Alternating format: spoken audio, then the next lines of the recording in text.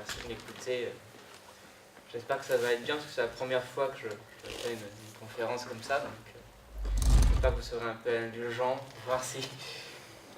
donc voilà, j'espère que ça va vous intéresser en tout cas. Pour rappeler un peu le contexte, donc en fait c'est Mélanie qui m'a contacté en premier pour travailler sur votre projet de fin d'année pendant la journée des arts. Donc j'interviendrai en tant que speaker. On a fait un premier entretien qui a duré 2 heures. J'étais saoulé pendant 2 heures. Et après ça, ils m'ont dit, mais tu vas nous saouler encore, viens, on te propose une intervention dans notre UFR. Donc finalement, j'ai accepté. Et alors, donc moi, je suis en ergonomie, donc je suis ici à Paris 8 en ergonomie, et donc du coup, j'ai intitulé cette présentation le geste en ergonomie. J'espère que... Voilà. Donc, je vais faire un petit sommaire très rapide. Je ne vais pas parler très rapidement de mon parcours, je ne vais pas rester très longtemps dessus. Présentation de l'ergonomie en règle générale. Et puis, j'interviendrai sur le geste en ergonomie. Alors, au niveau de mon parcours, donc j'ai commencé par des études de théâtre que j'ai arrêtées au bout de 2 ans. J'ai végété, j'ai essayé de me trouver pendant 2 ans. J'étais très intéressé par tout ce qui était médecine douce, médecine orientale, et donc j'ai fait de la sophrologie, qui a un rapport aussi au corps, puisque la sophrologie c'est comment atténuer la souffrance, et comment atténuer la souffrance du corps par des techniques de relaxation, par de la pensée, par de l'imaginaire. C'est un peu essayer de remplacer la douleur qu'on a dans notre corps par de l'imaginaire, par un ressenti imaginaire. Mais voilà, je trouvais que il fallait compléter ça, compléter mes connaissances par de la psychopathologie, et c'est pour ça que je suis rentré après en licence de psychologie ici à Paris. Et puis j'ai eu donc ma licence il y a 2 ans, et je me suis mis dans la partie ergonomie de la psychologie, qui traite donc de l'ergonomie, principalement de l'ergonomie de l'activité. Alors je reviendrai ce que c'est, je développerai un peu plus tard ce que c'est que l'ergonomie de l'activité. Bon, voilà, un peu mon parcours. Je m'appelle Adrien, accessoirement. Voilà. Donc, qu'est-ce que c'est que l'ergonomie? Alors moi, j'ai dit ceci en fait. C'est une science à l'échelle de l'humain. Contrairement à la psychologie qui s'intéresse principalement au comportement de l'être humain, l'ergonomie, elle, s'intéresse à l'activité. C'est-à-dire, elle ne s'intéresse pas au comportement de l'être humain, mais vraiment à ce qu'il fait, et pourquoi il le fait, et comment il le fait. Donc c'est ça. Alors, elle s'intéresse, interroge l'activité humaine dans la vie quotidienne, dans la vie de tous les jours, et dans le travail en particulier. D'ailleurs, on connaît principalement l'ergonomie dans le travail. Alors j'ai essayé d'illustrer avec ces 2 photos. Je ne sais pas si elles sont très parlantes. En haut, c'est une vie quotidienne de personnes qui passent peinture, qui font du cirque. En fait, c'est un cirque qui prépare son spectacle. Alors, il y a un entraînement sur une boule. Et puis en bas, ce sont des cuisinières qui sont en train de préparer à manger. Alors, je ne sais pas exactement. Voilà. Alors, voilà, là, on revient vraiment à l'ergonomie. Donc, en ergonomie, on fait vraiment cette distinction entre ce qu'on appelle le prescrit. En fait, le prescrit, c'est tout ce qui régit l'activité, tout ce qui régit ce qu'on fait. En d'autres termes, toutes les règles implicites et explicites dans le travail ou dans la vie quotidienne, et ce qui est fait réellement, c'est-à-dire l'activité réelle. Et les chercheurs en ergonomie ont découvert qu'il y avait toujours une différence entre cette prescription et l'activité réelle. Et l'ergonome s'intéresse principalement à savoir, mais pourquoi il y a cette différence? Est-ce qu'elle est nécessaire? Est-ce qu'on peut la réduire? Est-ce que c'est souhaitable de la réduire? Donc on s'intéresse vraiment à cette différence qu'il y a entre tout ce qui est prescrit, les règles, et la réalité concrète des choses. Du coup on s'intéresse, on se pose la question, mais qu'est-ce qu'il fait? Comment il fait? Pourquoi il le fait? Pourquoi il ne suit pas les règles qu'on lui a enseignées? Quelles sont les différences? Pourquoi il y a cette différence-là? Alors, je vais vous donner une petite anecdote. L'autre jour, je suis allé dans l'UFR Danse, quand je suis venu vous voir. Et bon, c'est peut-être j'ai observé autour de moi, c'est des formations professionnelles, et j'ai vu 2 étudiants qui étaient en train de s'échauffer. Alors c'était très intéressant parce qu'il y en avait un qui s'échauffait au sol. Il était en train de tourner au sol. Alors je ne sais pas ce qu'il faisait exactement, mais il se tournait sur lui-même au sol, il s'étirait au sol. Et puis plus loin, il y avait quelqu'un d'autre qui s'échauffait aussi, mais avec un ballon.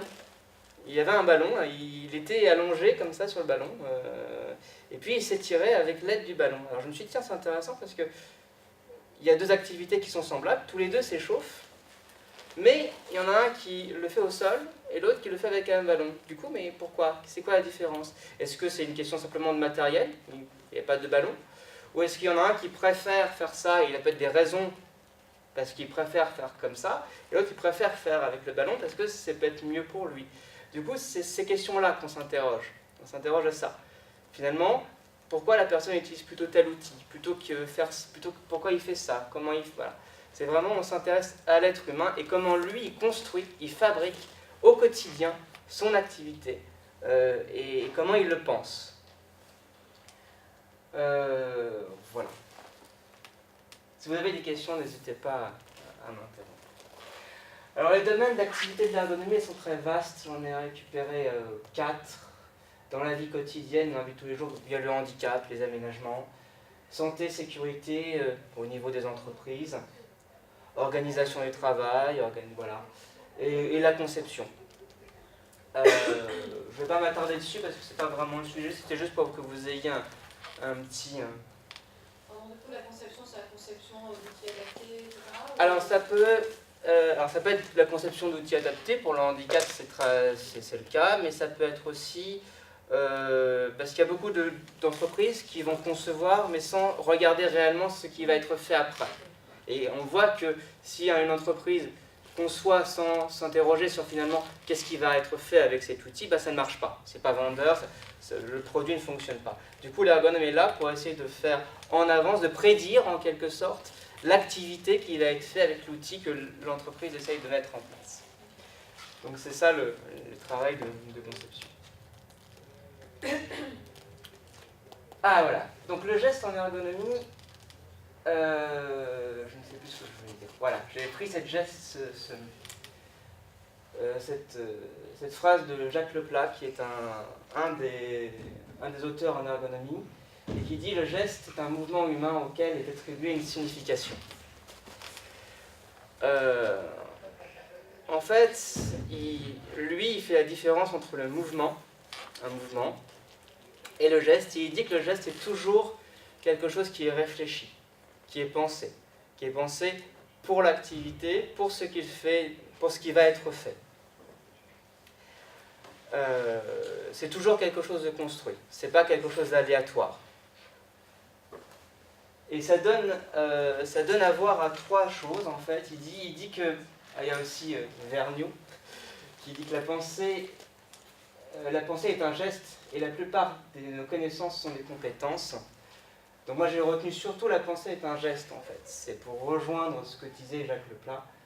C'est-à-dire que toute chose qui est en mouvement, et en tout cas pour nous en ergonomie, est pensée, est réfléchie et analysée. Donc qu'est-ce qu'ils disent ces 2 personnes? En fait, ils disent que finalement le geste, il y a une intentionnalité derrière. C'est jamais quelque chose de neutre. On ne fait pas un geste sans avoir une idée de faire passer quelque chose derrière. Que le geste est aussi le fruit et la construction d'une identité. C'est-à-dire que mon geste, à moi, personnel, dans le travail, dans la vie quotidienne, ne va pas être la même chose que le vôtre ou que la vôtre. Même si on fait un geste qui est semblable, ce ne sera pas tout à fait le même. Je prends pour exemple, simplement des personnes qui sont caissières. On pourrait penser qu'elles font toutes le même geste parce qu'elles passent comme ça l'article sur un rayon pour que ça fasse bip et pour qu'ils entrent le prix. On peut observer, si on regarde très longtemps, plusieurs personnes, que même si on pense que c'est le même geste, c'est pas tout à fait le même. Il y a des nuances, il y a des temps de pause différents, il y a des rythmes différents. Et ces rythmes-là et ces temps de pause-là que l'ergonome va aussi interroger pour voir comment on peut améliorer, comment on peut essayer d'éviter que ce geste un peu répétitif puisse amener des blessures, finalement. Donc ça fait partie de la construction identitaire. C'est qu'est-ce que moi, comment je fais mon geste à moi, propre à moi. Sachant, c'est ce que je disais aussi à Philippe tout à l'heure, c'est-à-dire que l'être humain n'est jamais quelque chose d'entièrement neutre. Il y a toujours une sensation derrière. Donc c'est aussi cette idée-là. C'est que quand on fait une action, quand on fait une activité ou un geste, un mouvement, eh ben, il est réfléchi par rapport à nous, par rapport à ce qu'on est, par rapport à notre histoire. Enfin, je remets également la question de transmission. Donc je rattache là le geste de communication finalement. Je parle, en parlant, je fais des gestes et ces gestes vont appuyer mon discours. Mais c'est pas seulement ça, en spectacle, en danse aussi. Le geste va avoir une vocation de transmettre une émotion, va avoir une vocation de donner quelque chose à un public et à lui faire donner une sensation. Donc c'est voilà, je l'ai mis là. Alors voilà, par rapport au geste signe, ce que le plat appelle le geste signe, c'est le geste communicant. Je vous laisse lire cette citation que j'ai mise. Il parle justement du signe qui est un langage corporel, qui sert à communiquer, qui sert à donner quelque chose de soi-même, mais qui sert aussi à penser, à nous-mêmes, intérieurement, à penser à nous, enfin à penser à ce qu'on donne. Donc voilà, le plat il distingue ce geste de communication d'un côté. Vous voulez que je le laisse peut-être un peu plus longtemps ? Voilà, je vais le laisser un peu plus longtemps pour... Si vous voulez le noter, s'il vous plaît. Vous me dites ça. C'est bon ? Donc voilà, le geste de communication et puis le geste d'action. Ce qui nous intéresse en ergonomie, c'est en d'autres termes, le geste qui est relié à une activité. Et donc ce que je dis juste en dessous, en fait, l'ergonome il s'intéresse aux intentions de ce geste-là. Les intentions et la façon de faire. En fait, notre travail, ça va être d'associer cette intention avec, mais comment il fait, pourquoi il fait, etc. Ce que je revenais tout à l'heure. Et donc Vallon, il disait, voilà, nos mouvements n'existent pas par eux-mêmes, mais au vu de certaines actions qui en sont les raisons d'être et en quelque sorte l'origine. Alors voilà, j'ai pris les exemples, en fait, c'est quelqu'un qui répare donc, des lunettes. On est dans quelque chose de la motricité fine, c'est un geste qui est très précis, très, très précieux, très, très net, et tout ce qu'il fait est coordonné par rapport à un objectif, par rapport à ce qu'il veut réaliser avec cet outil. Et même, finalement, le geste en usine, le geste à la chaîne, donc j'ai repris Charlie Chaplin, même le geste en usine, eh ben, il y a quand même un objectif. C'est-à-dire que même la personne qui va simplement taper, mettre quelque chose, il ne finit pas l'objet. Mais par contre, il veut que ça soit de qualité. Il veut que son geste soit de qualité. Il veut qu'il y ait quelque chose comme ça, qu'il soit fier de son produit fini. Et ça, c'est très intéressant quand on interroge les gens qui font de l'usinage et qui travaillent comme ça à la chaîne. Ils expliquent qu'ils mettent une grande importance sur la manière dont ils ont de poser le matériel qu'ils ont à poser ou à mettre. Ils portent une très grande importance là-dessus et encore plus aussi aux produits qu'ils utilisent. Donc il y a deux choses. Il y a cette volonté de faire quelque chose de qualité et de faire un geste de qualité pour que le produit final soit de qualité. Et le problème actuellement, en fait, c'est qu'il y a beaucoup d'entreprises qui, en régnant les coûts, essayent de prendre des produits peut-être de moins bonne qualité et ça impacte énormément les personnes qui travaillent, plus que ce qu'on pourrait le penser. Et du coup, ils sont moins investis du coup, sur leur travail parce qu'ils se disent, mais finalement, ce qu'on me demande de faire, c'est pas forcément ce que j'ai envie de faire. Et du coup, ça impacte également leurs gestes, leurs mouvements, leurs actions dans l'entreprise. Donc là-dessus, nous, en ergonomie, on essaie de travailler sur cette question de qualité, finalement. Il faut mieux de faire de la qualité plutôt que de la surproduction, parce que la qualité, c'est beaucoup plus motivant, finalement, que de faire quelque chose comme ça de la surproduction. Et là, je m'éloigne un peu du sujet. Donc voilà, le geste d'action et puis le geste signe dont je vous ai parlé. Voilà, l'ergonome fait le lien entre la façon de faire et l'intention, ce que j'avais marqué tout à l'heure. Alors du coup, je me suis posé la question, parce que je suis ici en UFR de temps, je me suis dit finalement la danse, elle exploite quel type, quelle forme, quel format de geste. Est-ce qu'elle fait que du signe? Est-ce qu'elle fait, ou est-ce qu'elle fait également de l'action? Alors du coup, je vous pose la question. C'est un moment un peu interactif, je vous pose la question. Et pour vous, finalement, quel type de geste utiliserait la danse? Je laisse. En 2 minutes, hein, parce que de toute façon,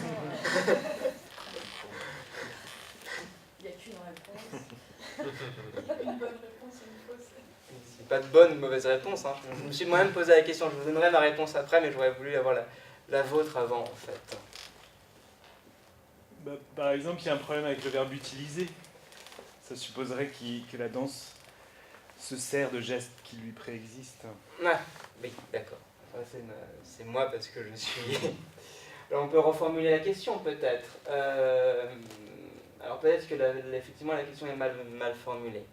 Disons que la réponse est donnée dans le problème que pose le verbe, justement. Oui, alors, oui, effectivement, on peut le voir comme ça. Mais du coup, je vais reformuler. Merci de me mettre ça en avant. Je vais reformuler. Je dirais... Ça ne veut pas dire que ça n'existe pas hein, dans la danse. Oui. Est-ce que... Ça préexiste, oui, bien sûr. Ça ne veut pas dire que ça préexiste pas, en fait. Alors, la question que je reformulerai alors, c'est finalement, est-ce que vous pensez que dans la danse, il n'y a que du geste signe, ou il n'y a que du geste d'action, finalement, ou est-ce qu'il y aurait les deux? Les gestes d'action, il faudrait définir ce que c'est, en fait. Alors, le geste d'action, c'est un peu le geste... Du coup, je réponds à la question. Le geste d'action, c'est vraiment le geste technique, finalement. Le geste qui a trait à la technicité du métier. Donc instrumental. Donc instrumental. Ouais. Alors que le geste signe, c'est un geste de communication. Est-ce qu'il n'y a pas du tout de distinction dans votre discipline entre justement l'instrumental et l'agir? Alors, c'est quand même assez différent. En fait, on a tendance, alors c'est vrai que je ne l'ai pas mis en place, mais on a tendance à associer les deux. Mais ça ne veut pas dire qu'on ne fait pas cette distinction. Ça veut dire qu'il y a la question de l'outil, l'adaptabilité à l'outil, à l'instrument, et puis il y a comment la personne va l'utiliser. Alors la question, c'est ce que souligner la question au niveau de la conception, c'est-à-dire est-ce qu'un outil qui est mal adapté, est-ce qu'on peut l'utiliser? Est-ce qu'on peut le mettre? Est-ce qu'on peut agir avec? Est-ce qu'on a besoin d'avoir quelque chose de vraiment bien ergonomique, bien établi, pour qu'on puisse agir avec? En fait, la réponse, c'est très aléatoire. J'ai l'impression. C'est très aléatoire, puisqu'en fait, même quelque chose qui n'est pas ergonomique, il y a aussi la question de l'appropriation de la personne. C'est-à-dire que la personne va s'approprier un objet pour pouvoir, même s'il n'est pas adapté finalement, et puis il va s'en faire sa propre utilisation. C'est ce qu'on appelle les catachrèses en fait en ergonomie. Les catachrèses. C'est-à-dire que c'est un objet, je ne sais pas moi, un objet qui est... alors, je vous donne un exemple. L'an dernier, j'ai fait un stage dans une entreprise de manutention, et puis ils n'avaient pas d'aide à la manutention. Alors, pour pouvoir pallier cette aide qu'ils n'avaient pas, hein, et ça leur faisait mal au dos, etc., ben, ils ont utilisé un outil qui n'est pas adapté pour ça, ils ont utilisé un chariot élévateur. Donc ils soulevaient, finalement, les cartons qu'ils avaient à soulever avec ce chariot élévateur pour qu'ils puissent être à hauteur d'homme. C'est-à-dire qu'ils déchargeaient finalement les cartons, ils déchargeaient ce qu'ils avaient à décharger, mais à hauteur d'homme. Au lieu de se pencher tout le temps en permanence pour ramasser le produit, le soulever et le mettre, ben, ils ont utilisé finalement ce chariot pour pouvoir le mettre à hauteur d'homme. Et c'est ce qu'on appelle techniquement une catachrèse, parce que le chariot, ben, il n'est pas adapté pour ça. D'ailleurs, il y a des risques qui sont induits à ça, c'est-à-dire que il peut y avoir des pertes d'équilibre. Hein. La marchandise peut se renverser, la personne peut se blesser, et donc du coup la personne fait un espèce de compromis. Il sait qu'il y a un risque, mais il préfère encore prendre ce risque et faire un geste qui n'est pas adéquat finalement, plutôt que se faire mal au dos par la suite. Donc c'est la question des prises de risque en fait. Et là on revient à ce que je vous ai dit au début, hein. Je reviens à la question du prescrit du réel. Pourquoi les gens font des choses qui ne sont pas prescrites en fait? C'est parce que les choses qui sont autour, alors ça peut être au niveau instrumental, mais ça peut toucher également l'organisation du travail, vont les amener à développer finalement des schèmes, des gestes, qui pour pallier les manques de ce qu'ils avaient, de ce qu'on leur offre finalement. Voilà. Alors il y a aussi autre chose, c'est-à-dire qu'il y a le fait de pallier finalement des manques. Il y a aussi le fait que la personne, elle a sa propre vision du travail. Elle a sa propre vision de ce qu'elle fait. Et ça impacte automatiquement. La personne n'est pas neutre. C'est-à-dire que la personne, elle a déjà élaboré dans sa tête une façon de travailler. Et on va lui imposer la prescription. On va lui dire non, c'est pas comme tu l'as imaginé qu'il faut que tu fasses, c'est comme ça. Sauf que ça ne fonctionne pas. Finalement, si la personne suit bêtement la prescription, c'est ce qu'on appelle la grève du zèle. Hein. Et ça ne marche pas. La chaîne des montages se casse, etc. Donc il y a toujours, c'est pour ça que je dis que c'est une science de l'humain, il y a toujours l'humain à prendre avec son histoire, avec ce qu'il a élaboré, avec ce qu'il a construit. Et là, effectivement, avec des outils qui ne sont pas forcément adaptés, on touche la question des catachrèses, donc c'est la question de comment moi, en tant que personne, je vais transformer cet outil qui n'est pas adéquat finalement, mais je vais en faire une force. Je vais construire quelque chose avec ça. Je vais le transformer de façon positive. Et je vais faire en sorte que mon travail, même si on me donne quelque chose de mauvais, de pas bon, va être bon malgré tout. Va être efficace, va être productif. En transport. Est-ce que j'ai répondu à votre question? Non, c'est très intéressant. Mais moi, on continuera après. Non, mais complètement très bien répondu en tout cas. Merci. Voilà. Donc, moi, j'ai répondu. Alors, désolé pour la question qui est mal formulée. En fait, moi, j'ai répondu. Je dis qu'il y avait les deux, en fait. Il y avait le geste signe pour la question du spectacle, la transmission des émotions. Et puis, le geste technique, le geste d'action, le geste technique proprement dit. Le geste que vous réfléchissez. C'est-à-dire qu'il y a le geste pensé pour l'émotion, donc vis-à-vis de la transmission de quelque chose. Et puis, il y a le geste, vous en tant que danseur, de se dire, mais alors, si je fais ça comme ça, comme si, pour obtenir cette émotion-là, alors peut-être que je me trompe, je vais essayer de faire les choses comme ça, comme si, donc par rapport à mon corps, par rapport à moi-même, par rapport à ce que j'ai appris, par rapport à ce que je connais de moi et de la danse, je vais essayer de faire quelque chose comme ça, parce que l'émotion que je veux transmettre, c'est ça. Donc pour moi, il y a un peu les deux, finalement, dans cette question. Mais je m'excuse pour le mauvais questionnement des choses. Alors j'ai essayé de l'illustrer avec ces deux images, finalement. Vraiment un geste, un mouvement en représentation, à droite, à gauche, pardon. Et puis le geste un peu plus technique, peut être de la danseuse un peu plus classique. Voilà. Est-ce que vous êtes d'accord avec ça, finalement? Alors, on rentre pas trop dans la discussion parce qu'en fait la question du geste en danse elle est très vaste. C'est un peu comme la question de la matière dans le monde, quoi. C'est à peu près aussi précis que ça. Mais je pense qu'avec ces deux images, c'est intéressant parce que je pense que vous pouvez vous douter vous-même que la photo de gauche ne constitue pas la préparation technique du spectacle de droite. C'était juste une espèce d'illustration. Donc, en fait, je pense que la première chose, c'est que, évidemment, comme nous, c'est notre terrain de travail, on ne parle jamais de la danse. Et que, voilà, la première réponse qu'on aurait pu, je pense, tous vous faire, c'est qu'on ne peut pas répondre à cette question parce qu'il y a autant de pratiques du geste qu'il y a de danse et qu'on n'associe pas, nous, bon, il y a la danse spectaculaire et puis les danses spectaculaires, mais à l'intérieur même de la danse spectaculaire et professionnelle, disons, si on essaye déjà de réduire un peu il y a une diversité de pratiques très très grande. Et je pense que la question de l'action, on la mettrait non pas sur une différence répétition-spectacle, entraînement-spectacle, mais plutôt sur certains types d'esthétique qui résonnent plus en action, en termes d'action que d'autres. Alors en fait, moi je me suis placé vraiment en tant qu'ergonome là et j'ai essayé de réfléchir. Parce que c'est intéressant ce que vous dites, quand vous dites qu'il y a autant de formes de danse qu'il y a de gestes ou inversement, etc. Moi ça me parle énormément puisque c'est vraiment ça qu'on essaye de montrer en ergonomie dans le travail et en vie quotidienne. C'est-à-dire qu'il n'y a pas une seule bonne façon de travailler ou une bonne seule façon de faire. Il y en a des milliards. Et alors ça, en danse ou en art, c'est quelque chose qu'on a facilement intégré en théâtre. Comme j'ai fait du théâtre, avec une seule forme de théâtre, il y en a plein. Et c'est quelque chose que j'ai incorporé. Mais par contre, quand vous allez effectivement dans les entreprises, beaucoup plus très pragmatiques, c'est quelque chose qui ne sont pas intégrés.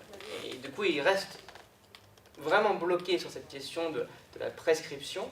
Et ils n'arrivent pas à comprendre que plus on laisse une marge de manœuvre, et plus on laisse la personne réaliser et penser son action, et son action, je parle vraiment en termes de gestes, hein, quand je parle de chaîne de montage, etc., et bien, plus on lui laisse cette liberté, et plus il va être lui-même amené à construire, élaborer pour l'entreprise, et faire au final quelque chose de qualité. Et moi, je me bats tous les jours pour essayer de transmettre ça. Dans mes stages, que je ne suis pas encore ergonome professionnel, j'espère le devenir à la fin de cette année, mais j'essaie de me battre pour donner ça, pour transmettre ça, pour dire finalement il faut que vous pensiez plutôt aux investissements finalement, parce que plus, je prends la question, si tu voulais...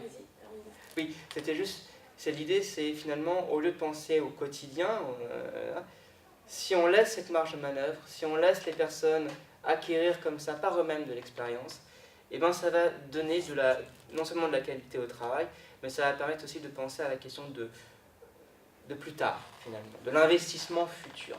Et c'est ça qu'on a du mal au quotidien, surtout en période de crise, à faire passer. Non, je me demandais si vous connaissez les travaux de Christophe Dejoux. Oui, bien sûr. Parce que je me dis, c'est quand même... c'est ça qui est terrible, c'est qu'on a une normalisation des gestes au travail actuellement qui annule complètement par souci de temporalité, en fait, tout cet espace-là d'appropriation des gestes par les travailleurs, qui fait que c'est une souffrance au travail oui. Forcément, puisque cet endroit qui peut être, malgré la tâche, malgré le fait qu'on est soumis à une tâche à produire, il y a un endroit d'agir qui se fait justement dans la réappropriation de ces gestes-là. Il y a toujours une... Mais du coup, c'est le combat, enfin, je vous interroge, parce que vous battez dans ce sens-là, parce que j'ai l'impression que c'est une chose qui ne bouge pas du côté des réglementations du travail, qu'on va de plus en plus justement vers l'annulation et la suppression totale de ces espaces. Très, très difficile de répondre. C'est quelque chose qui se fait vraiment on est dans une époque où on essaye de standardiser les choses. Et c'est le problème. C'est-à-dire qu'on s'aperçoit que... Je pense que ça va changer au bout d'un moment. C'est-à-dire qu'à partir du moment où on standardise, on empêche les gens. On bloque l'imaginaire des personnes. On bloque leur faculté de penser, de réfléchir à ce qu'ils font, à leur activité, à ce qu'ils mettent en œuvre, donc à leurs gestes, etc. Et là, on voit apparaître de plus en plus tout ce qui a trait aux pathologies du travail, c'est-à-dire, j'en ai pas parlé là, mais donc les troubles musculo-squelettiques, donc les TMS, donc c'est les douleurs, les risques psychosociaux, c'est-à-dire une dévaluation psychique du travail, les gens n'ont plus envie. Orange, les suicides à Orange, c'est typiquement ça, c'est qu'on a bloqué, on a imposé une façon de faire, et du coup les personnes se sont retrouvées complètement dévalorisées, et complètement ne trouvaient plus de portes de sortie et d'échappatoire pour pouvoir mettre finalement quelque chose, enfin, pour pouvoir sortir de ça finalement. Après, c'est toujours, il faut pas tomber dans l'excès inverse, c'est-à-dire que peut-être sans réglementation totale, il y a aussi un souci. Je pense qu'il y a un juste milieu à trouver. C'est la question, j'ai eu cette question-là il n'y a pas très longtemps, c'est-à-dire que c'est la question finalement, est-ce qu'on doit faire, il ne faut pas mettre trop de contraintes, peut-être mettre un minimum de contraintes pour que la personne puisse utiliser finalement ces contraintes pour elle. C'est l'idée finalement quand je faisais du théâtre, quand j'avais un metteur en scène, je lui disais mais laisse-moi libre sur scène. Je dis non, je te drive, je veux que tu fasses ça, mais parce que en t'obligeant à faire ça, toi tu vas découvrir autre chose. Tu vas trouver autre chose finalement. Et je pense que, alors je sais pas comment ça se passe en danse, mais moi ça m'avait beaucoup parlé. La personne me dit non, tu fais comme ça, mais en même temps tu vas trouver autre chose, tu vas amener autre chose. Et c'est vrai, j'ai découvert et j'ai amené autre chose. Donc il y a un équilibre à trouver. Le trop d'un côté ou dans l'autre, c'est problématique, je pense. Mais effectivement, oui, on va vers cette standardisation